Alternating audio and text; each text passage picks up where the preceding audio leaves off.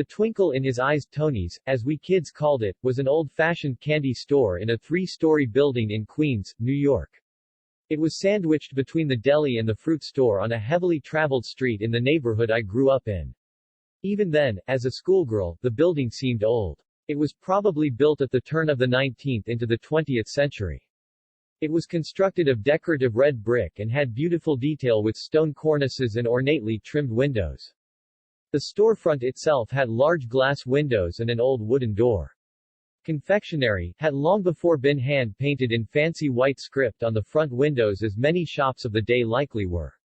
The paint was chipped, though, the flourishes peeling away. It had seen its better days inside. At one time, it had carried all the popular handmade candies of the day, truffles, petit fours, along with other freshly made baked goods and confections.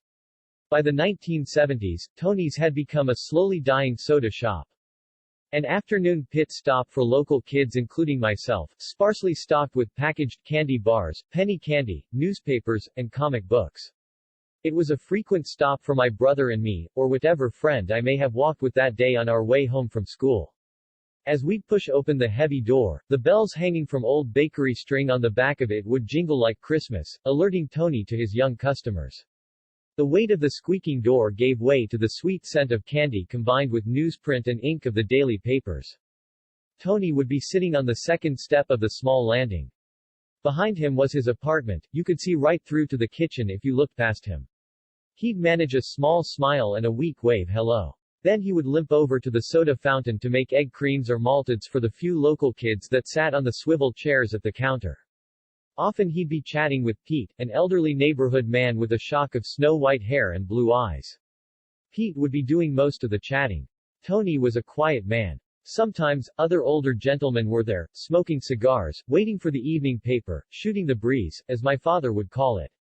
"Hiya Smiley," Pete would say to me when he saw me. For some reason, this always made me smile even more. Sometimes I'd even feel my cheeks hurt from smiling. As one of 4 small children, I guess it was simply felt nice to be noticed by a grown-up. An old grump now, it's hard to imagine I was ever fit to be called Smiley.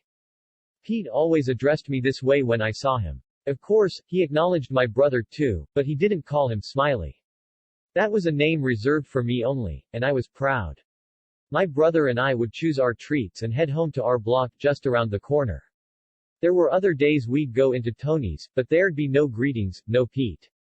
There'd be no older neighborhood men smoking cigars while waiting for the night owl edition of the paper. It would be quiet at the soda counter. No one was sitting on the step. The swivel stools were empty. We'd hear some shuffling from the back, then a weary voice would call out from the kitchen, "Take what you want, put the change in the box." If we looked toward the back on days like this, we might see Tony sitting in his chair hunched over the Formica kitchen table. He might have had a cereal bowl and the newspaper in front of him. He'd be wearing a white undershirt, his salt and pepper hair uncombed. He seemed sad. The White Owl cigar box sat atop the glass counter above the stacks of newspapers. Behind it, the cabinets reached the ceiling and had tall glass doors with thick ornate trim. My grandmother's apartment nearby had the same kind of built-in cabinets that loomed to the ceiling. A lost art of former days. She would tuck pictures and other important things, like the church bulletin, into the corners between the glass and the trim. My brother and I would drop our change in the cigar box. It would rattle against the rest of the coins that had accumulated during the day. Then we'd head home or back to the block to play with our friends. The afternoon soon becoming a faded memory. We'd long since left the area when a Facebook post about the neighborhood prompted a conversation with my aging mother.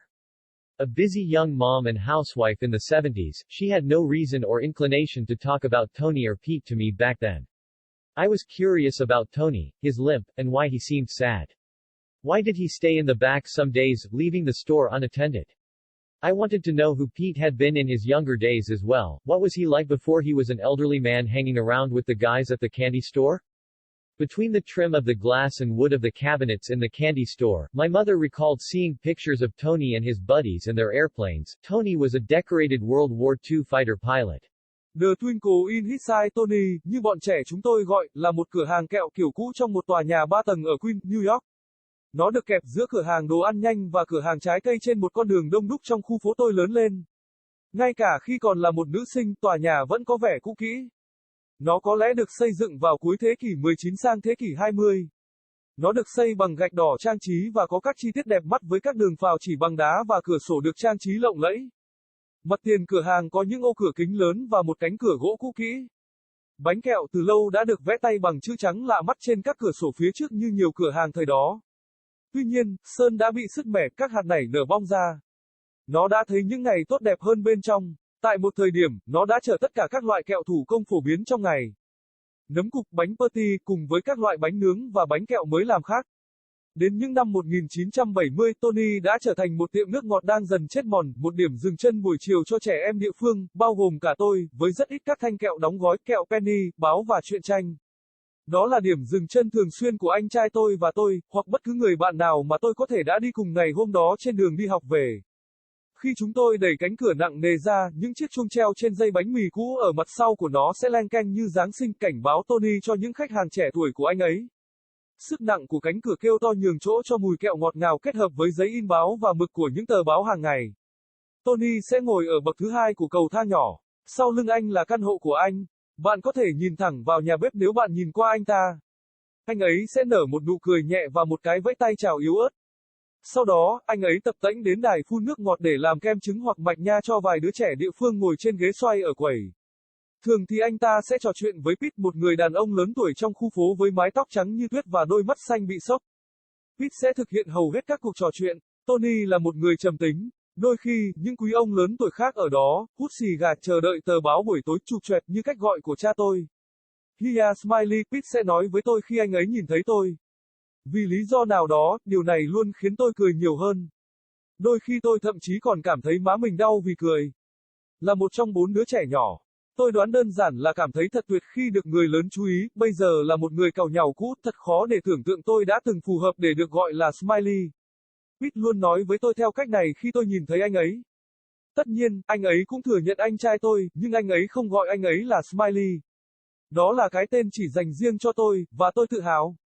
Anh trai tôi và tôi sẽ chọn món ăn của chúng tôi và đi về nhà đến khu nhà của chúng tôi ngay gần đó. Có những ngày chúng tôi đến nhà Tony, nhưng sẽ không có lời chào, không có Pete. Sẽ không có những người đàn ông lớn tuổi trong khu phố hút xì gà trong khi chờ đợi ấn bản báo về cú đêm. Sẽ rất yên tĩnh khi ở quầy nước ngọt, không có ai ngồi trên bậc thang, ghế đầu xoay đã trống rỗng. Chúng tôi sẽ nghe thấy một số xáo trộn từ phía sau đó một giọng nói mệt mỏi sẽ gọi từ nhà bếp lấy những gì bạn muốn bỏ tiền lẻ vào hộp. Nếu chúng ta nhìn về phía sau vào những ngày như thế này, chúng ta có thể thấy Tony đang ngồi trên ghế và khom lưng trên bàn bếp Formica. Anh ta có thể đã có một bát ngũ cốc và một tờ báo trước mặt anh ta. Anh ta mặc một chiếc áo lót màu trắng, mái tóc màu muối tiêu không chải. Anh ấy có vẻ buồn, hộp xì gà White Out đặt trên quầy kính phía trên các chồng báo. Phía sau, những chiếc tủ cao đến trần nhà và có cửa kính cao với những đường viền trang trí công phu dày. Căn hộ của bà tôi gần đó có cùng một loại tủ đóng cao đến trần nhà. Một nghệ thuật đã mất của những ngày trước đây. Cô ấy sẽ nhét những bức tranh và những thứ quan trọng khác như bản tin nhà thờ, vào các góc giữa tấm kính và đồ trang trí. Anh trai tôi và tôi sẽ bỏ tiền lẻ của chúng tôi vào hộp xì gà. Nó sẽ rung lên so với phần còn lại của số tiền đã tích lũy trong ngày. Sau đó, chúng tôi trở về nhà hoặc trở lại khu nhà để chơi với bạn bè của chúng tôi, buổi chiều sớm trở thành một ký ức mờ nhạt. Chúng tôi đã rời khỏi khu vực này từ lâu khi một bài đăng trên Facebook về khu vực lân cận nhắc nhở cuộc trò chuyện với người mẹ già của tôi. Một bà mẹ trẻ và một bà nội trợ bận rộn trong những năm 70, bà không có lý do hay khuynh hướng nào để nói về Tony hay Pete với tôi hồi đó. Tôi tò mò về Tony, sự khập khiễng của anh ấy, và tại sao anh ấy lại có vẻ buồn. Tại sao mấy ngày nay anh ta lại ở phía sau, bỏ mặc cửa hàng. Tôi cũng muốn biết Pete đã từng là ai trong những ngày còn trẻ của anh ấy như thế nào trước khi là một người đàn ông lớn tuổi quanh quẩn với những người đàn ông ở cửa hàng kẹo. Giữa lớp kính và gỗ của những chiếc tủ trong cửa hàng kẹo.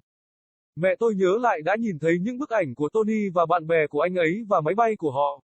Tony là một phi công chiến đấu trong Thế chiến thứ hai được trang trí.